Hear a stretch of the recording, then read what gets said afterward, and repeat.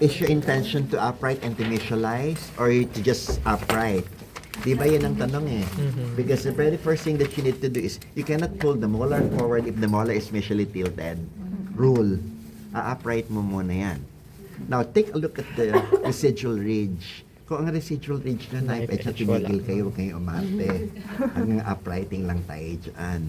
Unless you will slit the residual ridge and you fracture the alveolar crests and then you put in a pulverized bone graft material and you wait for some time until it becomes a part of the real bone, then you could visualize because marrow spaces starts to build on that area where you fracture. But pag wala naman kayong gagawin, leave it that way, naiintindihan. Now, pwede tayong mag-create ng wire, Dr. Myrtle. This is the molar that has been uprighted already and this is the premolar. You can do the sectional you can do the ang tawag dito, utility arch there. Space maintainer. Okay, to maintain it upright, to maintain this upright and a space maintainer, you can do that. Naintindihan ba? Klaro na tayo dyan. Okay.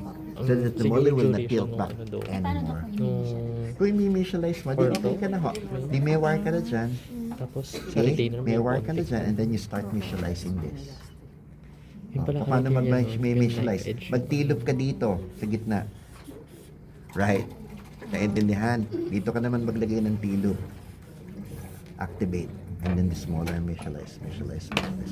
Dapat yung tilop mo bago mo ipasok. Diba? Tama ho ba ako? Ganyan siya, diba? This is supposed to be your lower premolar, your canine. And this is the space. And this is your second molar. And this is your third. Right? And this is the bracket. And then there's an mass here. Diba? And here. Okay? Dito ka. Tilop. Right? Activate. Right? Naintindihan. Ngayon, bago mo ipasok yung tilop mo, ganito yan. Why? So that the molar will maintain its upright position. Ang tawag dyan, gable bend. You have to put a gable. Naintindihan? Maliwanag ba ho tayo dyan? Meron tayong gable on the distal arm or the distal leg. Yes po. Kung i-visualize ko po yung premolar, ano po yan? One to at a time? Or pwedeng sabay yung first tsaka second? Anong anchorage mo? Yung ano po, yung second tsaka... Ako ang gagawin ko yung distalization. Magtitilop ako pero isa-isa. Yes. Isa-isa. Okay? Malinaw na yun, Doctor. Okay.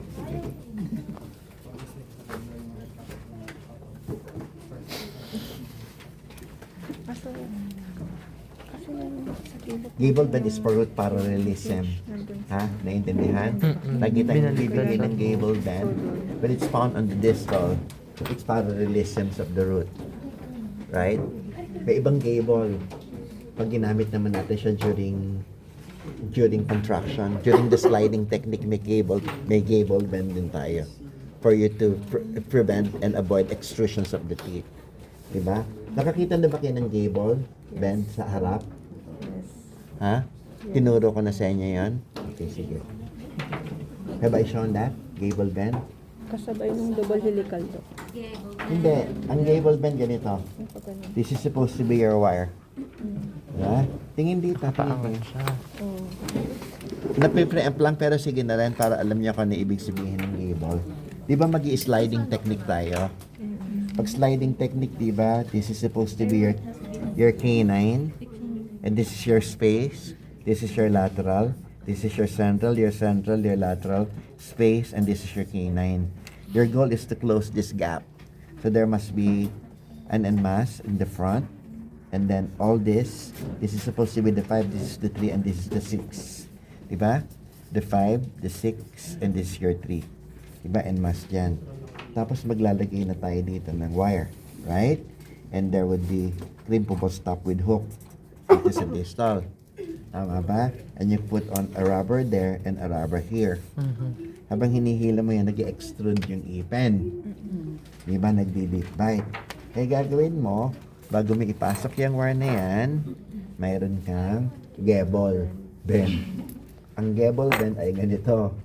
2A, 2B, tapos kukuha ka ng tweed arch wire. I-press mo up like that. And then tweed arch wire, you press it down this way. Ganyan ang itsura niya. Yan ang gable. Nakita niyo yan? Nakatingala yung wire. Why do you have that? So that it would be a counteracting bend against extrusion. Because in the loop mechanics, we always have the prophylactic step. But in the sliding technique, wala tayong prophylactic step. But we could always avoid by putting on the gable. Huh? So 19 by 20. 19 by 25 will be your sliding wire with the gable. Though the smallest would be 17 by 25, but that's not as controlled as a 19 by 25. Naintindihan na natin yan. So iba yung gable sa distal of the wire. Iba yung gable in the front. Naintindihan? Yung gable para sa T-loop or whatever loop you do is for root parallelism. You keep the tooth upright. Okay? And that's how it would work. Hello? Good na tayo dyan? Iba-iba na yung mga terminologies natin. Madami na tayong terminologies na gagamitin. Ha? Kapteleng? Okay kayo? Yung paggawa ng keyboard ng upper, When you roll down na, di ba? So pag 2A, pag 2A, distal up. Distal up, 2A. Pag 2B, down. And that's the gable. It's something like about 15 to 20 degree gable bend. Okay? So at the end of the closure of the space, before anterior teeth seems to be a little flared. Kaya kailangan ibalik mo na yung wire para maayos na yung alignment niya. Ha? Ito?